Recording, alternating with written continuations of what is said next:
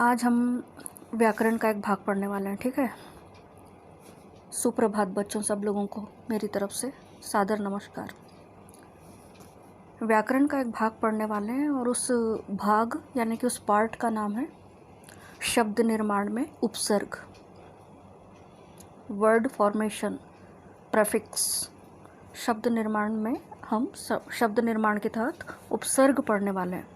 उपसर्ग को इंग्लिश में प्रेफिक्स के नाम से जाना जाता है ना। तो ये देखिए स्लाइड में दिखाई दे रहा है आपको मेन हेडिंग उपसर्ग। तो सबसे पहले हम जानेंगे कि उपसर्ग की परिभाषा क्या है। What is the definition of prefix. और प्रत्यय यानी सफिक्स। ठीक इसी का एक भाई है बड़ा वाला और प्रत्यय भाई नहीं, मतलब मैं समझ में आ जाए उस हिसाब से बता रही हूँ। उपसर्ग और प्रत्यय हमेशा इन दोनों को एक साथ पढ़ा जाता है। तो फिलहाल हम पढ़ रहे हैं उपसर्ग। तो वे शब्दांश जो किसी शब्द के आरंभ में, वे शब्दांश यानी शब्दों के अंश जो किसी शब्द के प्रारंभ में जुड़कर या लगकर उनके अर्थ में विशेषता ला देते हैं। कहने का मतलब ये कि उनका अर्थ भी बदल देते हैं और अर्थ में विशेषता ला देते हैं, उन्हें उपसर्ग कहते हैं। जैसे परा उपसर्ग है, क्रम मूल शब्द है, तो क्रम में परा जोड़ा तो हो गया पराक्रम, पराजय, पराभव, पराधीन, पराभूत। जैसे भर, यहाँ नहीं लिखा हुआ है, मैं समझा रही हूँ। भर उपसर्ग है भी सेक्शन। भर प्लस पेट इज इक्वल टू भरपेट।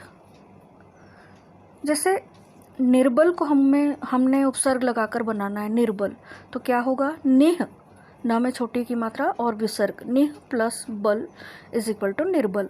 क्योंकि ये ब में ऊपर जो आधा र है, ये जो विसर्ग लगा हुआ होता है बच्चों, आहा की मात्रा 2 डॉट्स, वो बदलकर आधा र बन जाती है।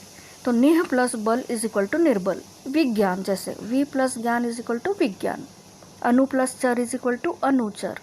अनु प्लस मान इज इक्वल टू अनुमान। अप प्लस मान इज इक्वल टू अपमान। स प्लस फल इज इक्वल टू सफल। ये सब मैं उपसर्ग लगाकर बता रही हूँ, चाहो तो आप लिख सकते हो। ला प्लस पता इज इक्वल टू लापता। अभि प्लस मान इज इक्वल टू अभिमान। तो ये है उपसर्ग। फिर से एक बार, वे शब्द जो किसी शब्द के प्रारंभ में जोड़कर उनके अर्थ में विशेषता ला देते हैं, उन्हें उपसर्ग कहते हैं, है ना। अब आगे की स्लाइड में बताया गया है कि उपसर्गों को 4 भागों में बांटा गया है। हिंदी में उपसर्ग के मुख्य 4 भेद होते हैं। संस्कृत के उपसर्ग, हिंदी के उपसर्ग, उर्दू के उपसर्ग और उपसर्ग की तरह प्रयुक्त होने वाले संस्कृत के अव्यय। इस तरह से हिंदी में उपसर्ग के मुख्यतः 4 भेद होते हैं। तो संस्कृत के उपसर्ग में अब हम उपसर्ग में उस शब्द का उपसर्ग का अर्थ भी पढ़ेंगे और शब्द रूप भी देखेंगे, ठीक है। तो सबसे पहले देखो अति।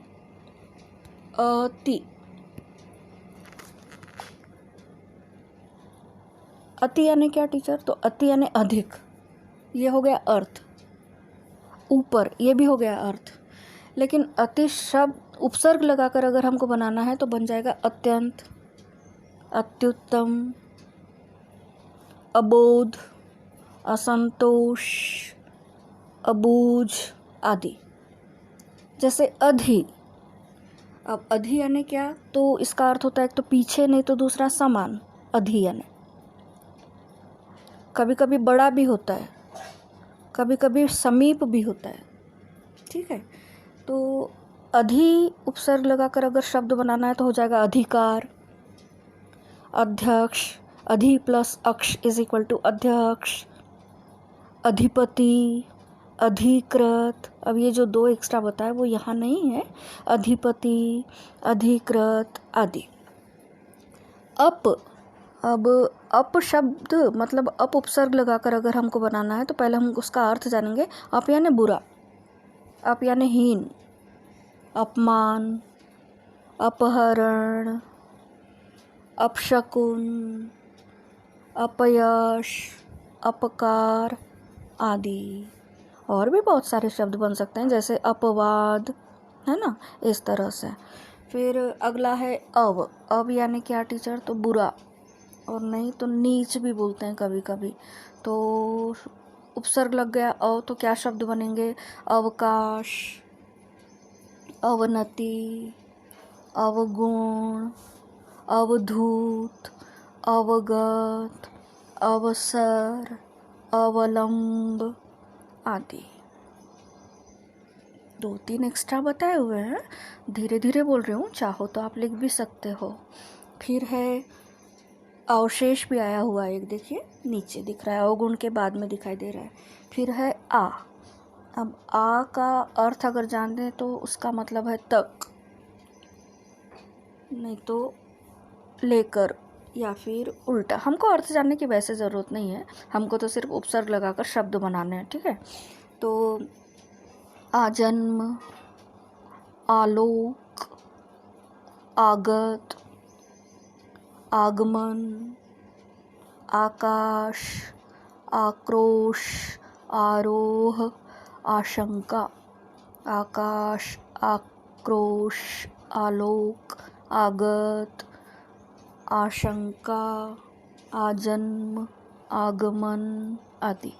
जैसे अगला दिया गया है उप यानी निकट या फिर छोटा, गौण भी बोलते हैं, गौण। जैसे अब शब्द बनेगा उपकार मतलब उपसर्ग लगाकर शब्द बनेगा उपकार, उपयोग, उपदेश, उपचार, उपद्रव आदि।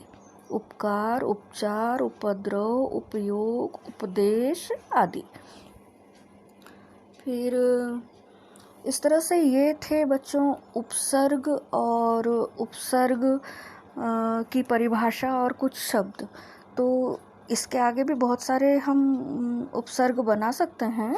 जैसे मान लीजिए मैंने बोला अध, तो अध जल, अधपका, अध खाया, अनहोनी, अनपढ़, अनसुनी, अनबन आदि। तो इस तरह से बहुत सारे उपसर्गों का निर्माण हम शब्दों को जोड़कर नए शब्द बनाकर कर सकते हैं। तो बच्चों उपसर्ग को लेकर ये टॉपिक आज यहीं समाप्त होता है। धन्यवाद।